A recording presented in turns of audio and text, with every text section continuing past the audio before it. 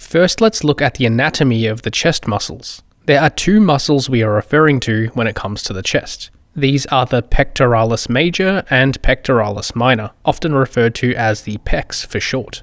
The pec major is the bigger and more superficial chest muscle, which makes it more relevant from a visual aesthetic perspective. It inserts at a single point on the upper part of the humerus or the upper arm bone. It originates from two primary locations, the clavicle, aka the collarbone, and the sternum, aka the breastbone. This is why the pec major is sometimes subcategorized as the clavicular and sternal portions. The clavicular portion refers to the fibers which attach to the clavicle, which are mostly the upper chest fibers, while the sternal portion refers to the fibers which attach to the sternum and ribcage, which are mostly the middle and lower fibers.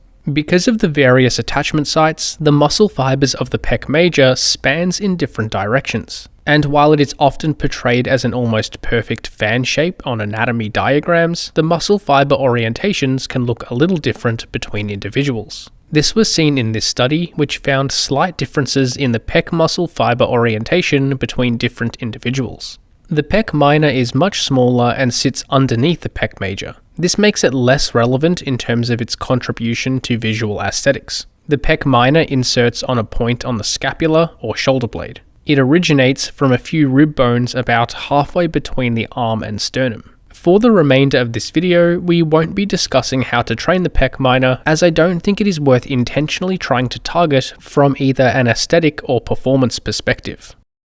Moving on, let's now look at the functions of the chest.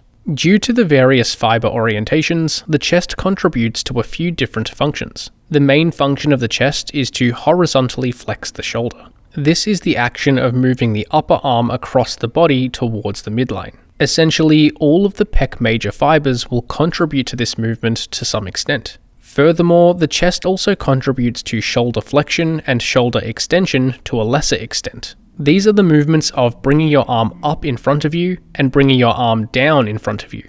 Based on our understanding of anatomy, it would make sense that the upper fibers would contribute more to shoulder flexion or bringing the arm up, while the lower fibers would contribute more to shoulder extension or bringing the arm down. So essentially, performing any shoulder horizontal flexion movements, either alone or in combination with flexion or extension, will be heavily utilizing the chest. With that in mind, let's now discuss what exercises are going to be effective to train the chest. Essentially, we want to perform exercises which include the previously mentioned functions against resistance. In terms of compound lifts, the primary ones which will train the chest are any form of bench press, chest press machine, push-ups, and dips. These are the general categories, but there are multiple exercise variants for each category.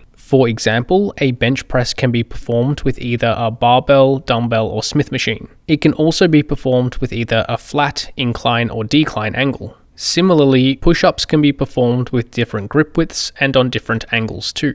In terms of isolation lifts, the primary category are chest flies. This includes all variations, such as cable, machine, and dumbbell flies. Similar to the compound lifts, flies can be performed in different ways, such as using different degrees of elbow bend and different angles.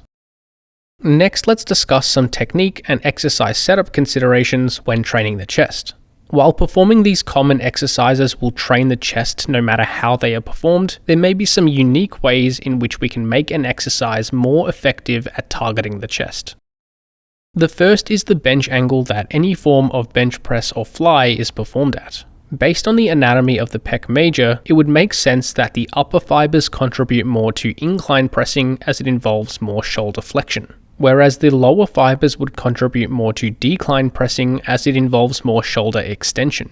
And this is also backed up by EMG research from this study, which compared muscle activity of the upper, middle, and lower chest fibers, as well as the anterior deltoids and triceps, while bench pressing with various different angles. During the flat bench press, muscle activity of the three chest regions was similar. The upper chest became more active with an increasing incline angle up until a 30-degree incline before seeing less activity with greater incline angles. Both the middle and lower chest saw less activity with each increase in the pressing angle. The anterior deltoids became more active as the incline angle increased, and triceps activity remained similar across all pressing angles. So from both an anatomical perspective and via indirect muscle activity, it makes sense that a decline pressing angle would bias the lower chest, a flat press would be a good all-rounder, and an incline angle would bias the upper chest. This also applies to other chest exercises too. For example, dips or performing cable flies from a high to low setup would hypothetically bias the lower chest fibers,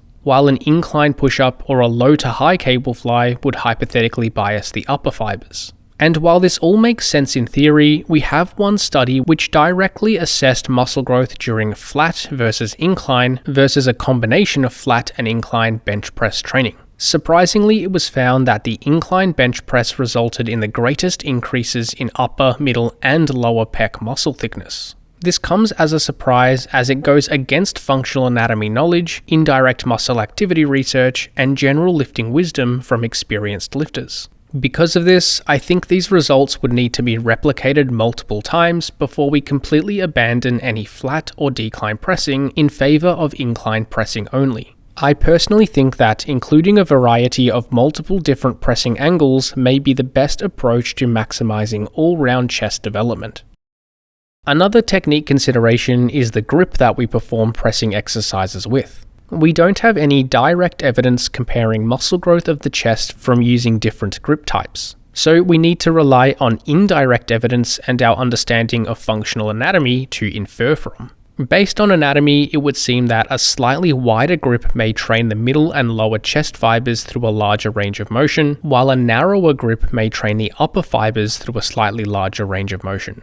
Based on the idea that training a muscle through a larger range of motion tends to be favorable for hypertrophy, it may be that different grips could bias different regions of the chest slightly. Furthermore, we have a couple of studies looking at the effects of grip position during pressing exercises on muscle activity. For example, this study compared muscle activity between the narrow grip bench press, a regular grip bench press, an overhand chest press, and a neutral grip chest press. Overall, it was found that all variants trained the upper, middle, and lower pec fibers well. The only somewhat notable difference was that the narrow grip bench press resulted in a little less activity in the middle and lower pec compared with the other variants.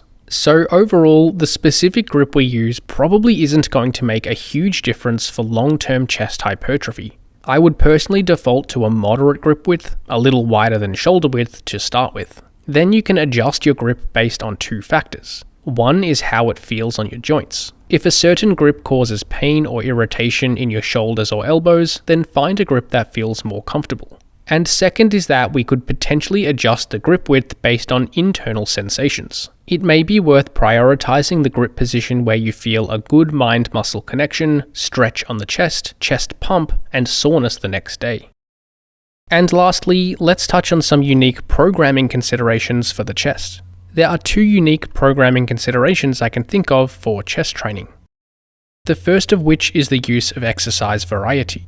As we have discussed, the pec major has muscle fibers spanning in different directions which produce multiple different movements. So including a variety of exercises may bias different regions of the muscle, leading to overall greater pec development, including some combination of flat pressing, incline pressing, decline pressing, and a fly may produce slightly more growth compared with only performing one chest variation. This doesn't mean that excessive exercise variety is needed, just 2 to 4 different exercises should be sufficient. And the second consideration is for exercise order.